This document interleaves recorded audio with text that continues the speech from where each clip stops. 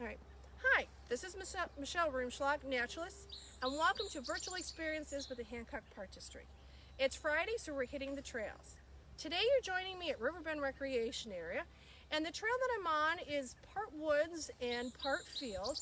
We're kind of off of the Big Oaks area, if you're familiar with that, with shelters 1, 2, and 3, and the campground area. So if you follow that and kind of go where the restrooms are and follow that trail up, and when you get into the campground, kind of turn right and go east, this is where we're at. And if we kept going, we would run into the river, which is to the east of us. So I usually go out and kind of pre-hike and get ideas of what I want to talk about the day or a couple days before. And we like to do things that are seasonal to show you, so you can go out and see what's happening in nature.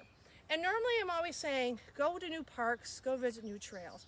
Well, hiking yesterday, I came out and had a lovely hike. Mosquitoes were not that bad. If you've been to Riverbend, sometimes that's a problem.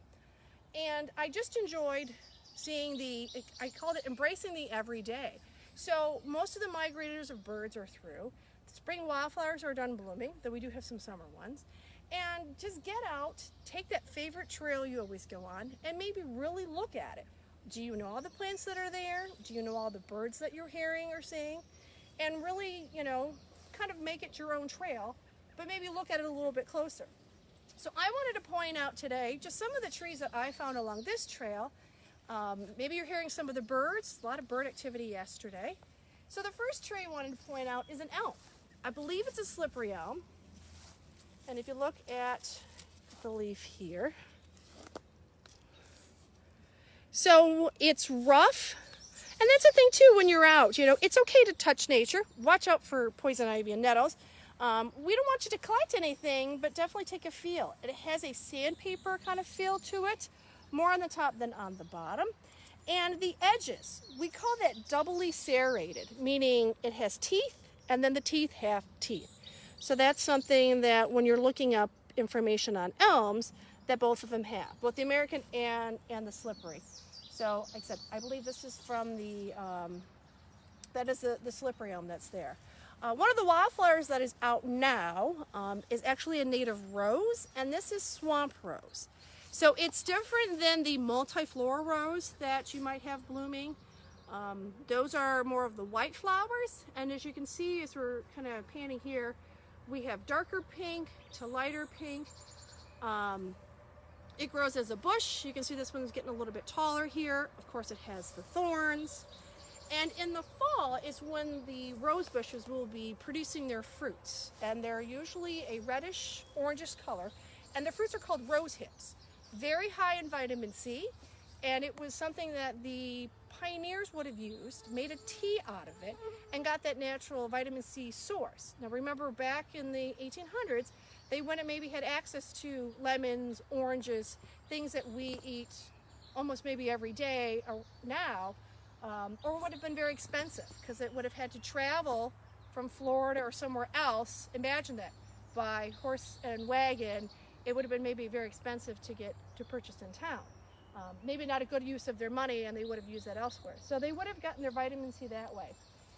When they come out, someone told me, with a native rose, like a swamp rose, the rose hips are going to be very tiny, almost smaller than a pea. If you see one with large rose hips, think peanut M&M size, around that, then that's going to be your invasives. So that will be probably your multiflora rose. We've talked invasives before. Definitely something you want to be aware of and maybe remove from your property. Now walking along here, we do have some invasives I want to show you quick. And this is autumn olive. So it grows as a bush. One very distinct characteristic is the underneath. It's very shiny, so in the sun, it looks almost sparkly. It does produce a small red berry with little gold dots kind of on it. So that's something, if you have, you'd want to take care of. We have an apple tree here that's growing, not sure what kind, but if you look, we have a daddy long legs friend right there. But it's produced, or it has little apples. So the crop is there. Here's one that's a little bit bigger.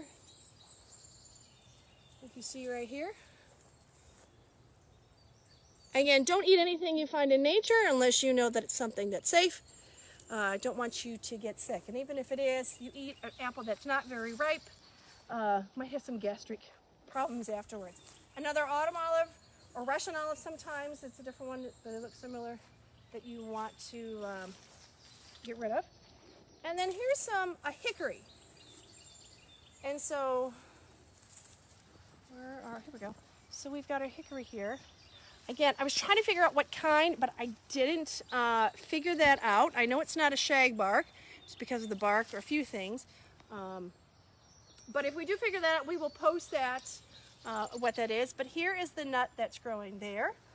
And then we're going to put a link to Department of Natural Resources has these great field guides, and a lot of them are on birds and other animals, but they also have one they came out with just a couple years ago on trees.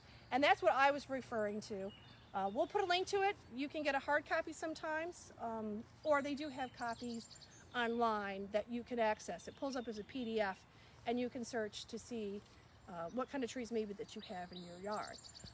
The birds that I saw yesterday or heard, I heard house wrens, Carolina wrens, northern cardinals, American robins. The exciting one of the day for me was an indigo bunting.